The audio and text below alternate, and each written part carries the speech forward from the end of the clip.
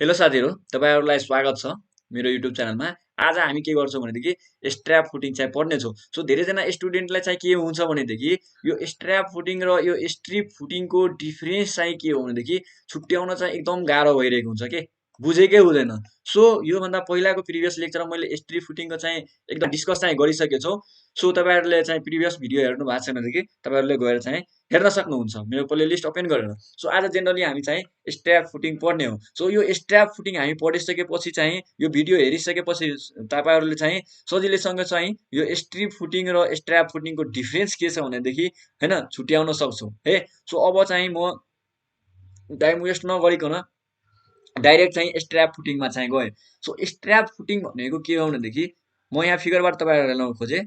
यदि चाहिँ आउटर र इनर आउटर र इनर कलमलाई यदि कुनै स्ट्र्याप बिमले चाहिँ यदि कनेक्टेड गरिएको छ भनेदेखि त्यस्तो टाइपको फुटिङलाई चाहिँ हामी के भन्न सक्छौँ, स्ट्र्याप फुटिङ भन्न सक्छौँ हे।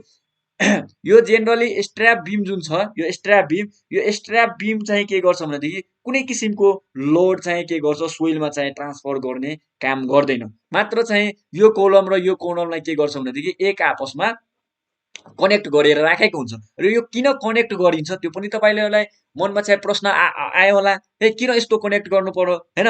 यदि चाहिँ लुज सोइल छ या कुनै टाइपको त्यस्तो सोइल छ या कि केही अर्कै टाइपको सोइल छ भनेदेखि होइन के हुन्छ भनेदेखि यसमा लोड आयो, सर्टेन लोड आयो भनेदेखि यो त सेटलमेन्ट हुन्छ होइन, यो सेटलमेन्ट हुन खोज्छ। तर यो बिम यो स्ट्र्याप बिम योसँग कनेक्टेड छ भनेदेखि यो जतिको सेटलमेन्ट हुन खोज्छ नि यो बिमले के गर्छ भनेदेखि त्यतिकै सपोर्ट चाहिँ यसमा नि गरिदिन्छ। जति यो सेटलमेन्ट हुन्छ त्यति यसले नि सेटलमेन्ट गर्छ क्या। भनेपछि इक्वल चाहिँ के गर्छ भनेदेखि यसले चाहिँ सेम सेटलमेन्ट र सेम बिरिङ चाहिँ गर्ने काम गर्छ क्या।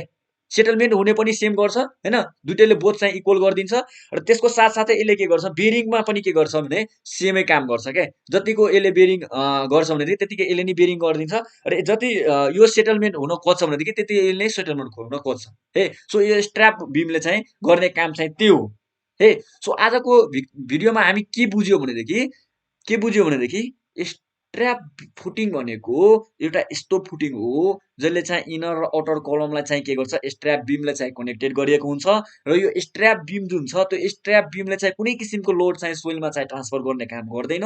यो मात्र चाहिँ कोलमहरूलाई कम्बाइन गरिएको राख्ने हुन्छ। र यो यस्तो गर्नुको फाइदा के हो भनेदेखि यसमा कोलममा यो कोलम यो फुटिङ भनौँ या यो फुटिङ भनौँ जुन हामी यो दुइटैलाई कम्बाइन गर्ने काम गर्छ, जतिको सेटलमेन्ट या जतिको बेरिङ यसले गर्छ भनेदेखि त्यतिकै यसले नि गरिदिन्छ क्या। भनेपछि सेम चाहिँ यसले चाहिँ गर्ने काम गर्नको लागि यो राखेको छ हे। सो आजको भिडियोबाट हामी बुझ्यौँ। सो अब हामी चाहिँ यहाँ नोट पढौँ र त्यसपछि फर्दर कुराहरू बुझौँ हे। सो स्ट्र्याप फुटिङ भनेको के हो? In this footing the outer and the inner कलम इज कनेक्टेड बाई स्ट्र्याप बिम। मैले अघि नै भनिदिएँ इनर कलम र आउटर कलमलाई के गरेको हुन्छ स्ट्र्याप बिमले चाहिँ कनेक्ट गरिएको हुन्छ। And does not transfer any load to the soil.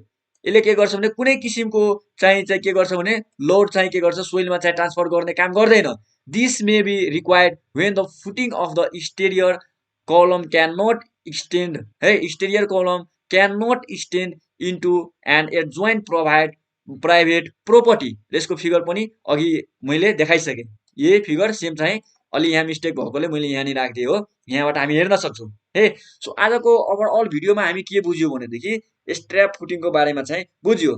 के बुझ्यो भनेदेखि स्ट्र्याप फुटिङ भनेको के कस्तो टाइपको फुटिङ हो भनेदेखि यदि इनर कलम र आउटर कलमलाई यदि स्ट्र्याप बिमले चाहिँ यदि कनेक्टेड गरिएको फुटिङ छ भनेदेखि त्यस्तो टाइपको फुटिङलाई चाहिँ हामी स्ट्र्याप फुटिङ भन्छौँ। र स्ट्र्याप बिम चाहिँ कुनै किसिमको चाहिँ लोड चाहिँ सोलमा चाहिँ ट्रान्सफर गर्दैन है भन्ने कुरा आजको भिडियोमा हामी पढ्यो। र अब नेक्स्टमा चाहिँ हामी चाहिँ के पढ्ने हो भनेदेखि अब चाहिँ आइसोलेटेड फुटिङको बारेमा पनि हामी पढ्नेछौँ। सो तपाईँहरूले पक्कै चाहिँ बुझिसक्नु भयो होला यो स्ट्र्याप फुटिङ र स्ट्रिप फुटिङको चाहिँ एक्चुअल चाहिँ डिफरेन्स चाहिँ के हो है।